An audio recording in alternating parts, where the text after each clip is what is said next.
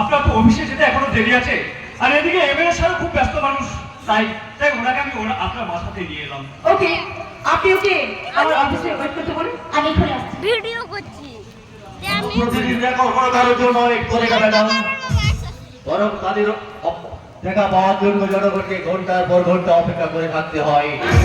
এটা এখানকার নিয়ম। নমস্কার, আপনি আমি রত্নাকর রায়। রত্নাকর? আমি রত্নাকর, তবে লোকে বলে আমি নাকি আধুনিক মির্জাফর। আসলে খানাতে যারাই নতুন জয়েন করেন তারাই বিওই স্যারের আশীর্বাদ নিয়ে আসেন। আপনি তো এখনো স্যারের কাছে দেখা করতে যাননি, তাই স্যার নিজেই আপনার কাছে দেখা করতে এসেছেন। মিস্টার গাঙ্গুলি, একটা কথা মনে রাখবেন, সরকার আমাদের চাকরিটা দিয়েছে এলাকার শান্তি শৃঙ্খলা বজায় রাখার জন্য, কারো দাবিদারি করে আশীর্বাদ নেবার জন্য নয়। আপনি একটা কথা মনে রাখবেন ম্যাডাম, সরকারটা হলো আমাদের, তাই আমরা ইচ্ছে করলে যে কোনো সময় আপনার চাকরিটা খেয়ে ফেলতে পারে। ইডিয়টের মতো কথা না বলে একটু লেখাপড়া করুন, বুঝলেন? এমএলএ হলে কখনো আপনি আমার চাকরি খেয়ে নিতে পারবেন না, বরঞ্চ আপনি আমাকে এখান থেকে ট্রান্সফার করে দিতে পারবেন। আয় অফিসার!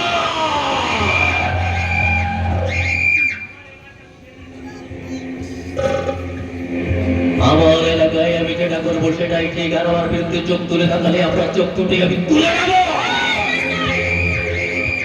তোমার এত দুঃসাহস, একজন বসের বাড়িতে এসে তাকে হুমকি দাও?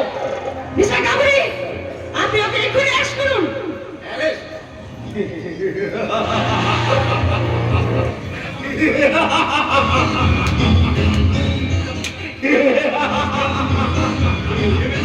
এই এলাকার একজন গণ্যমান্য লোক, ওনাকে অ্যারেস্ট করলে হতো এই এলাকায় আগুন জ্বলে উঠতো। আগুনে মারার ক্ষমতা আমার আছে, আপনি ওকে এক্ষুনি অ্যারেস্ট করে থানায় ঢোকাতে ঢোকান। না ম্যাডাম, না, আমি এই কাজ কিছুতেই করতে পারবো না। Shut up! এই মুহূর্তে আমার অর্ডার না মানবেন, আমি কিন্তু আপনাকে সাসপেন্ড রেকর্ড করতে বাধ্য হব।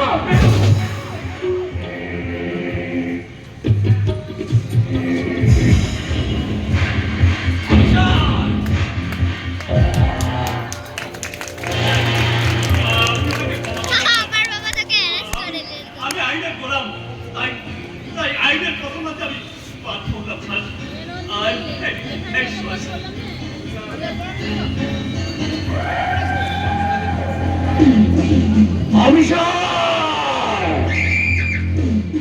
তুমি জানো না তুমি কত বড় ভুল করতে চলেছ, আর সেই ভুলের মাসুল কতখানি ভয়ঙ্কর হতে পারে সেটা তুমি কল্পনাও করতে পারছো না।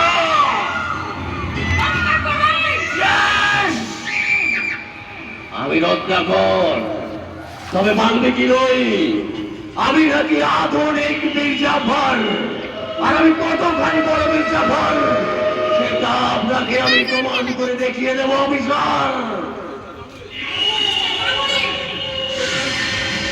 ওকে এক্ষুনি থানায় ঢোকাতে ঢোকান, আমি নিজে ওকে কোর্টে চালান করব। যেতে হবে না, পত্রিকা আমি আগাম জামিন নিয়ে করেছি, এই জমি কাটে। আইসি লড়াইটাকে আমি যত সহজে শেষ করবো ভেবেছিলাম, দেখছি তত সহজে শেষ করা যাবে না।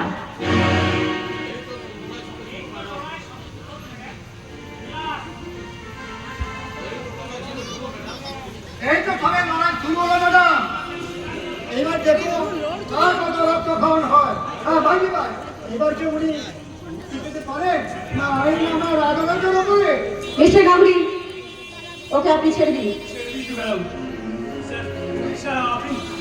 আপনি আমাকে ভুল বুঝবেন না, আমি শুধুমাত্র আমার উপরওয়ালার অর্ডার মানতে বাধ্য হয়েছে।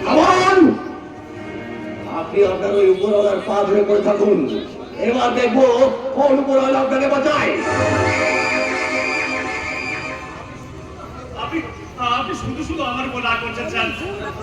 আরে খাবার বলে পুলিশে বলে না, পুলিশ তার কখনো কাজ বাপের হয় না, তারা নিজের কেজের জন্য তারা নিজের শত্রুকেও কেড়ে গেছে। এই গভর্নমেন্ট অফিসের মধ্যে আপনি মিস্টার রত্নাকর রায়কে arrest করে ফেললেন।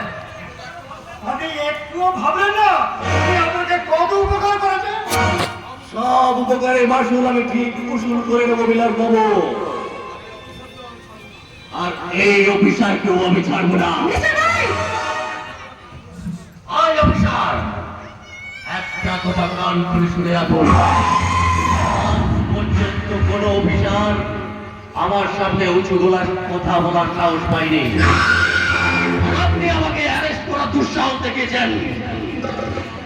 এর পরিণামে আপনার পুলিশের পোশাকটা নয়, যদি না আপনার সারা শরীরের পোশাকটা তুলে নিচ্ছি।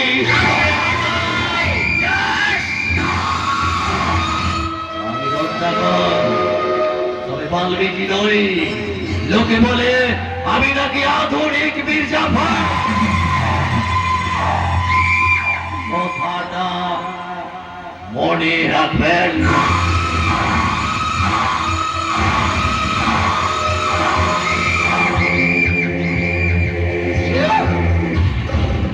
ম্যাডাম, আপনি যে আগুনে খেলতে শুরু করেছেন সেই আগুনে আপনাকে পুড়ে মরতে হবে। সর্বনাশ হয়ে গেল ম্যাডাম, হ্যাঁ, লাগবে। আপনার সাথে সাথে আমারও মহা সর্বনাশ হয়ে গেল। সর্বনাশে কার হবে সেটা সময় বলবে। আচ্ছা মিস্টার গাঙ্গুলি, আপনি তো ওই রত্নাকর রায়ের সঙ্গে দীর্ঘদিন ধরে কাজ করছেন, তাই উনি কি কি 2 নম্বরে ব্যবসা করেন এবং আর কি কাজ করেন আপনি তো সবই জানেন, তাই না? জানি ম্যাডাম, জানি, আমি সব কিছুই জানি, এবং কোন গোডাউনে কোথায় কতটা 2 নম্বরই মাল লুকিয়ে আছে সেটাও আমি জানি ম্যাডাম।